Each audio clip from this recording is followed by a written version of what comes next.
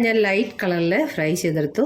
മറ്റേ നന്നായിട്ടങ്ങ് ഫ്രൈ ചെയ്തെടുത്തു. രണ്ടാമതും മൂന്നാമതും ഒക്കെ ഫ്രൈ ചെയ്തെടുത്തത്. രണ്ടും ടേസ്റ്റ് വ്യത്യാസം ഒന്നുമില്ല. ഇത് കുറച്ചുകൂടെ നല്ല ഫ്രൈഡാണ്. ഓട്സ് ഇട്ട് ഫ്രൈ ചെയ്താലും നല്ല ടേസ്റ്റാണ് കഴിക്കാനായിട്ട്. അപ്പം എല്ലാവരും ഇതുപോലെ ട്രൈ ചെയ്ത് നോക്കണം. ഇഷ്ടപ്പെട്ട് കഴിഞ്ഞാലൊന്ന് ലൈക്ക് ചെയ്യണം, ഷെയർ ചെയ്യണം. വീഡിയോ ആദ്യമായി കാണുന്ന ഒരുപാട് ആളുകളുണ്ട്. ഒന്ന് സബ്സ്ക്രൈബ് ചെയ്ത് സപ്പോർട്ട് ചെയ്യുക. നിങ്ങളുടെ സ്നേഹമാണ് സബ്സ്ക്രൈബ് ബട്ടൺ എന്ന് പറയുന്നത്. എല്ലാവർക്കും ഒന്ന് ഷെയർ ചെയ്ത് കൊടുക്കണം. സ്പാഗറ്റീസ് ഉണ്ടാക്കുന്നതെന്ന് നമുക്ക് നോക്കാം. അതിനായിട്ട് 200 ഗ്രാം സോയ ഞാൻ ചൂടുവെള്ളത്തിൽ കുതിർത്ത് വെച്ചിരുന്നു. ചൂടുവെള്ളം ഒഴിക്കുന്നത് കാണിക്കാൻ പറ്റിയില്ല.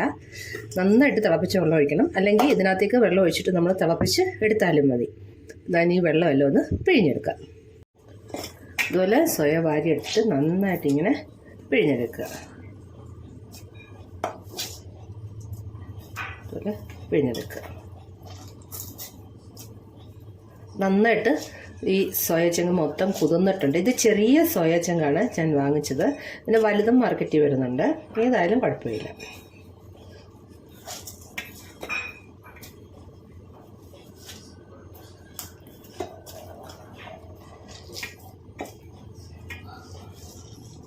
മിക്സിയുടെ ജാറെടുത്ത് വെച്ചിട്ടുണ്ട്. ഇതെല്ലാം ഇതിലേക്കിട്ട് നന്നായിട്ടൊന്ന് ക്രഷ് ചെയ്തെടുത്തുകൊണ്ട് വരാം.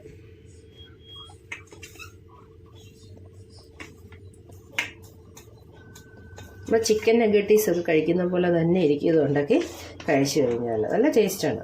സോയാച്ചങ്ങ് നല്ല ടേസ്റ്റാണല്ലോ. ഇറച്ചി വേവിക്കുന്ന പോലൊക്കെ വേവിച്ച് കഴിക്കാനായിട്ട്. നന്നായിട്ട് ക്രഷ് ചെയ്തെടുത്തുകൊണ്ട് വരട്ടെ.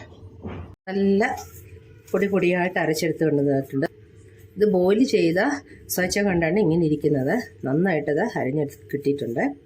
ബോയിൽ ചെയ്യാത്തതാണെങ്കിൽ നമുക്ക് പൊടിയായിട്ട് കിട്ടും.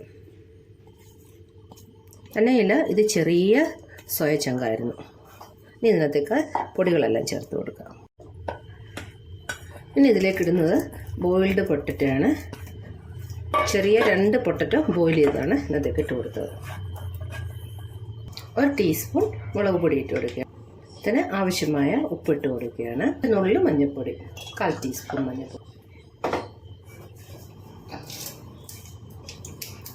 1/4 ടീസ്പൂൺ കായപ്പൊടി ഇട്ട് കൊടുക്കുകയാണ്.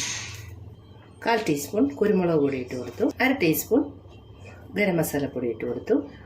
2 പച്ചമുളക് പൊടിയായിട്ട് അരിഞ്ഞതും കുറച്ച് മല്ലിയില, 1 ടീസ്പൂൺ ഇഞ്ചി വെളുത്തുള്ളി പേസ്റ്റ്, 2 സ്പൂൺ കോൺഫ്ലവറിൻ്റെ പൊടി ഇട്ട് കൊടുക്കുകയാണ്. ബ്രെഡ് ക്രംസ് ഇഷ്ടമുള്ളവർക്ക് അതുകൂടി ഇട്ട് കൊടുക്കാവുന്നതാണ്. ഇതെല്ലാം കൂടി ഇനി നന്നായിട്ടങ്ങ് മിക്സ് ചെയ്യുകയാണ്.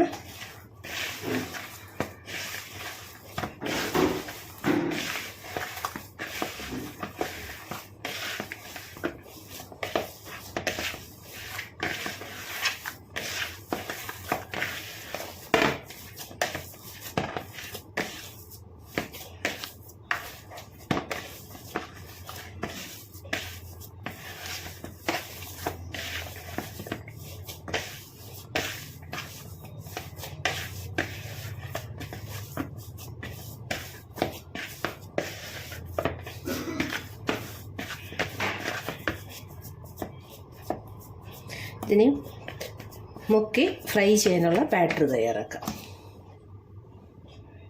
ബാറ്റർ തയ്യാറാക്കുന്നതിനായി 2 സ്പൂണ് കോൺഫ്ലവർ ഇടുകയാണ്. ഇതിലേക്ക് തന്നെ 2 സ്പൂണ് മൈദപ്പൊടി ഇട്ട് കൊടുക്കുകയാണ്. നന്നായിട്ടൊന്ന് മിക്സ് ചെയ്യട്ടെ. ഇതിലേക്ക് 1 നുള്ളു ഉപ്പിട്ട് കൊടുക്കുകയാണ്. ഇത് 1/4 ടീസ്പൂൺ കുരുമുളക് പൊടി ഇട്ട് കൊടുക്കും. നന്നായിട്ടങ്ങ് മിക്സ് ചെയ്യുക. ഇതിലേക്ക് വെള്ളം ഒഴിച്ചു കൊടുക്കും. കുറേശ്ശെ വെള്ളം ഒഴിച്ചു കൊടുത്ത് ബാറ്റർ തയ്യാറാക്കണം.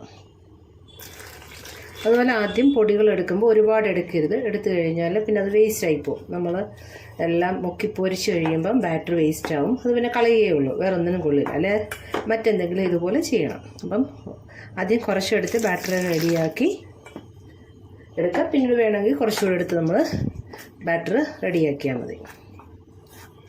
അതുപോലെ വെള്ളം ഒഴിക്കുമ്പോഴും കുറേശ്ശെ ഒഴിച്ച് മിക്സ് ചെയ്യാം. ഒരുപാട് ലൂസായി പോകാതെ നമുക്ക് നോക്കണം.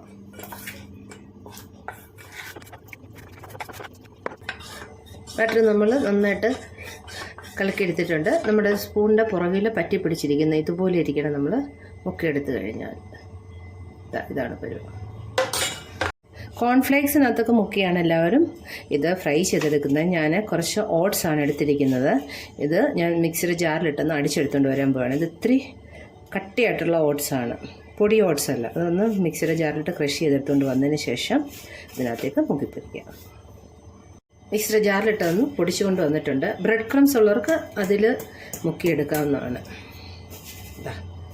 ബ്രെഡ് ക്രംസ് പോലെ തന്നെ കിട്ടിയിട്ടുണ്ട്. കയ്യിലൊരിത്തിരി ഓയിൽ തൂത്തിട്ട് ഇത് നമുക്ക് ഷേപ്പ് ചെയ്തെടുക്കാം.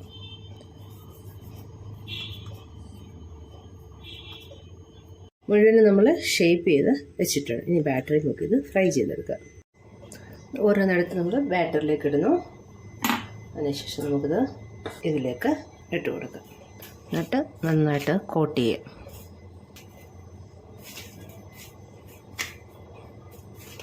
ഇതുപോലെ നന്നായിട്ട് കോട്ട് ചെയ്തെടുക്കുക. ക്രിസ്പി ആയിട്ട് തന്നെ ഇരിക്കും. ഇത് കോൺഫ്ലേക്സ് പോലെ തന്നെയാണ്. ഓട്സ് കുറച്ച് നല്ല തരിതരിയായിട്ടുണ്ട്. ഇത് അവിടേക്ക് വെച്ചു. ബാക്കി ഓരോന്നും എടുത്ത് ഇതുപോലെ ചെയ്തെടുക്കാം.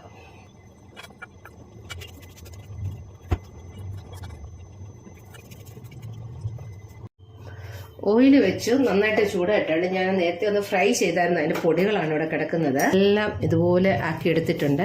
മുഴുവനും നല്ല അടിപൊളിയാക്കി വെച്ചിട്ടുണ്ട്. നമുക്കിതിൽ ഫ്രൈ ചെയ്തെടുക്കാം. എണ്ണ നന്നായി ചൂടായിട്ടുണ്ട്. നമുക്ക് ഓരോന്നായിട്ട് ഇതിനകത്തേക്ക് എടുത്തിട്ട് കൊടുക്കാം. ആദ്യം ഹൈ ഫ്ലെയിമിൽ വെക്കുക. അതിനുശേഷം മീഡിയം ഫ്ലെയിമിലേക്ക് മാറ്റുക.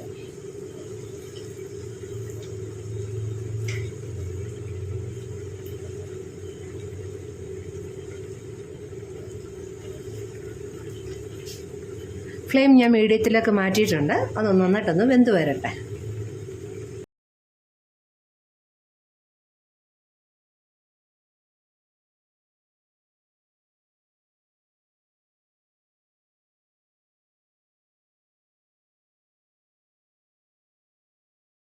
ഒരു സൈഡ് നന്നായിട്ട് മുരിഞ്ഞിട്ടുണ്ട്. എല്ലാം ഒന്ന് തിരിച്ചിട്ട് കൊടുക്കുകയാണ്.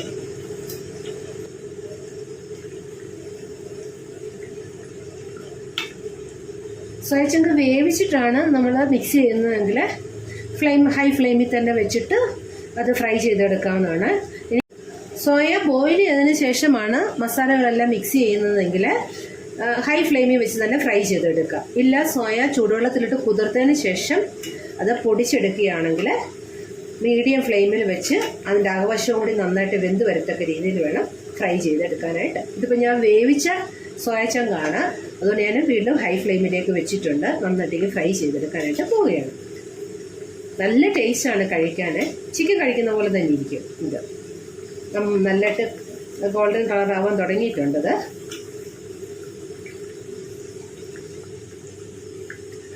സോയയ്ക്കകത്ത് ഒരുപാട് ഫൈബർ കണ്ടന്റ് ഉണ്ട്. അതുകൊണ്ട് എല്ലാവർക്കും ഇത് ഒരുപോലെ കഴിക്കാൻ പറ്റുന്നതാണ്. എല്ലാവരും അതുകൊണ്ടൊന്ന് ട്രൈ ചെയ്ത് നോക്കണം.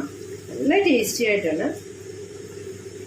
നോൺ വെജ് ഇഷ്ടപ്പെടാത്തവർക്കൊക്കെ അതേപോലെ തന്നെ ഇത് ചെയ്ത് നോക്കാവുന്നതാണ്. അതുപോലെ നൊയമ്പ് കാലങ്ങളിലൊക്കെ മീനും മുട്ടയും ഇറച്ചിയൊന്നും കഴിക്കാത്തവർക്ക് ഇതുപോലെ തന്നെ ചെയ്ത് നോക്കാവുന്നതാണ്. ഗോൾഡൻ കളർ ആവാൻ തുടങ്ങിയിട്ടുണ്ട്. ഇതിനി കോരിയെടുക്കുകയാണ്. നന്നായിട്ട് മുരിഞ്ഞിട്ടുണ്ട്. എപ്പോഴും ഫ്രൈ ചെയ്തെടുക്കുമ്പം ഓയിൽ ഒരുപാട് ഒഴിക്കരുത്. ജസ്റ്റ് മുങ്ങി കിടക്കാനുള്ള ഓയിൽ മാത്രം ഒഴിക്കുക. കാര്യം അത് പിന്നീട് അത് വേസ്റ്റായി പോകും. ഇതിൻ്റെ പൊടിയൊക്കെ വീണത് കരിഞ്ഞു പോകും. പിന്നെ വരുന്ന എണ്ണ ഊറ്റിയെടുത്ത് വല്ല മെഴുക്കോട്ടയൊക്കെ ഉണ്ടാക്കാനായിട്ട് ഉപയോഗിക്കുക.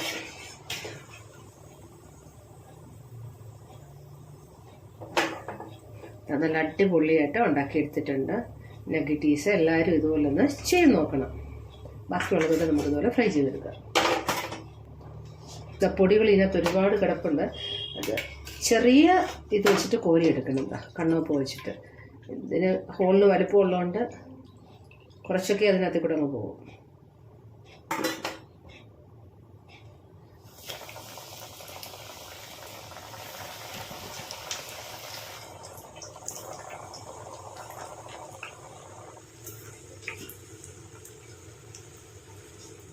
ചൂടാണ്, എന്നാലും ഞാൻ ഒരെണ്ണം എടുത്ത് ഓപ്പൺ ചെയ്ത് കാണിക്കാം.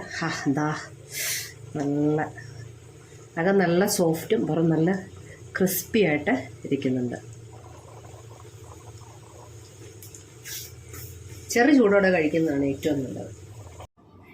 അപ്പം നമ്മുടെ നഗറ്റീവ്സ് എല്ലാം നമ്മൾ ഫ്രൈ ചെയ്തെടുത്തിട്ടുണ്ട്. ഒരെണ്ണം ഞാൻ ലൈറ്റ് കളറിൽ ഫ്രൈ ചെയ്തെടുത്തു, മറ്റേ നന്നായിട്ടങ്ങ് ഫ്രൈ ചെയ്തെടുത്തു. രണ്ടാമതും മൂന്നാമതും ഒക്കെ ഫ്രൈ ചെയ്തെടുത്തത്. രണ്ടും ടേസ്റ്റ് വ്യത്യാസം ഒന്നുമില്ല. ഇത് കുറച്ചുകൂടെ നല്ല ഫ്രൈഡാണ്. ഓട്സ് ഇട്ട് ഫ്രൈ ചെയ്താലും നല്ല ടേസ്റ്റാണ് കഴിക്കാനായിട്ട്. അപ്പം എല്ലാവരും ഇതുപോലെ ട്രൈ ചെയ്ത് നോക്കണം. ഇഷ്ടപ്പെട്ട് കഴിഞ്ഞാലൊന്ന് ലൈക്ക് ചെയ്യണം, ഷെയർ ചെയ്യണം. വീഡിയോ ആദ്യമായി കാണുന്ന ഒരുപാട് ആളുകളുണ്ട്. ഒന്ന് സബ്സ്ക്രൈബ് ചെയ്ത് സപ്പോർട്ട് ചെയ്യുക. നിങ്ങളുടെ സ്നേഹമാണ് സബ്സ്ക്രൈബ് ബട്ടൺ എന്ന് പറയുന്നത്. എല്ലാവർക്കും ഒന്ന് ഷെയർ ചെയ്ത് കൊടുക്കണം, റിലേറ്റീവ്സിനും ഫ്രണ്ട്സിനും ഒക്കെ. എന്നിട്ട് നിങ്ങളുടെ വിലയേറിയ നിർദ്ദേശങ്ങളും അഭിപ്രായങ്ങളൊക്കെ അറിയിക്കേണ്ടതാണ്. Thanks for watching.